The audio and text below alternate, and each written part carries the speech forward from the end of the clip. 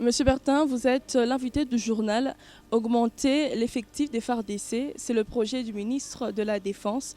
Alors pourquoi faut-il le faire maintenant selon vous? Merci beaucoup, madame. Je crois qu'il faut le faire, c'est urgent. Pourquoi aujourd'hui? Parce que bel bien, nous sommes aujourd'hui victimes. Nous sommes victimes de nos voisins. L'agression pour la énième fois, où nos voisins sont en train de se battre contre nous en utilisant beaucoup de formes. Ils les recrutent sur place et ils amènent d'autres membres ou d'autres agents de leur force sur notre terre. Et nous nous retrouvons que nous devons faire face à plusieurs pays. Donc, il faut s'armer.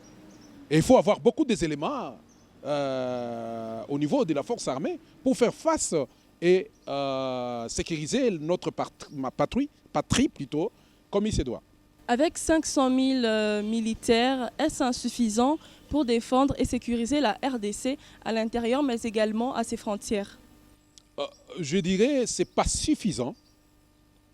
Ce n'est pas suffisant quand vous regardez le nombre croissant de la population, la démographie et les espaces. Vous trouverez que ce n'est pas suffisant.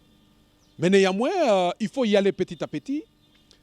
Parce qu'aujourd'hui, les chiffres que nous avons, et si nous les regardons en chiffres, ce n'est pas toujours suffisant.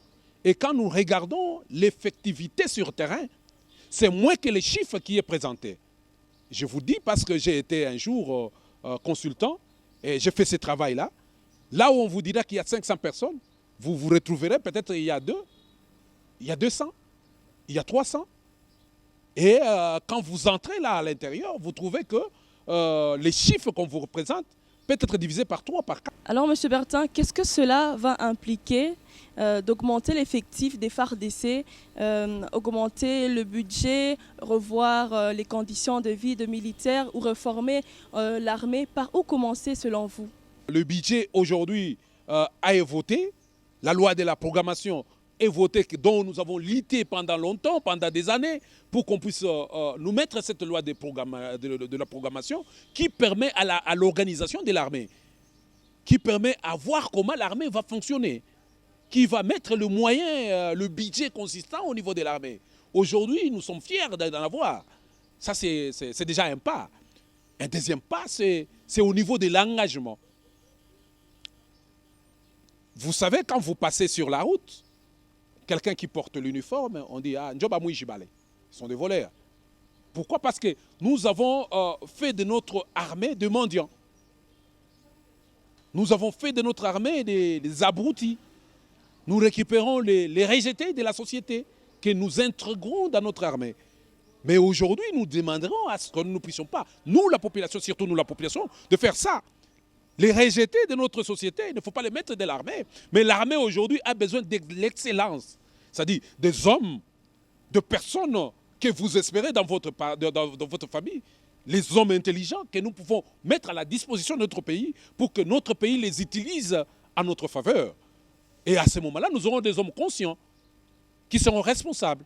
Monsieur Bertin, et la population dans tout ça, quel rôle peut-elle jouer, mis à part le rôle qu'elle a joué au tout début avec son soutien massif pour les forces armées de la République démocratique du Congo? Aujourd'hui, la population, nous disons bravo à la population parce qu'à un certain moment, quand on dit que c'est un soldat qui doit entrer chez toi, vous le mettez dehors, vous dites non, soldat, je ne peux pas accepter un soldat chez moi parce que c'est un voleur. Non, non, c'est ton oncle, c'est ton frère.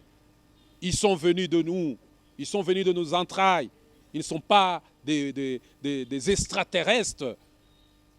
Aujourd'hui, on nous a appelés. On a demandé aux jeunes d'aller. Moi, je ne suis pas jeune aujourd'hui, je suis vieux parce que je travaillais à mon temps. Donc, les jeunes doivent embrasser l'armée. Mais nous, les parents, nous devons donner des jeunes de qualité. Et que pensez-vous de ces jeunes délinquants, pour la plupart, qui ont été amenés à Kanyamaka CC pour servir la nation? Moi, je n'ai pas apprécié. Vous allez m'excuser, ce n'est que mon opinion. Ces gens-là sont allés pour une mission.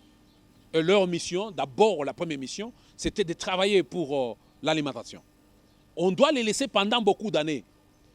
Une période de recyclage, d'intégration et une période de la socialisation. Ça peut nous prendre 5-10 ans de la resocialisation pour peut-être penser, s'ils sont déjà devenus transformés, pour penser à les réintégrer dans l'armée. On ne peut pas les prendre aujourd'hui. Parce qu'aujourd'hui, moi je suis un psychologue. J'ai fait la psychologie militaire. Je suis expert aujourd'hui. Mais quand je regarde le temps que nous avons mis, on n'a pas encore fait 3 ans. Nous n'avons que 2 ans.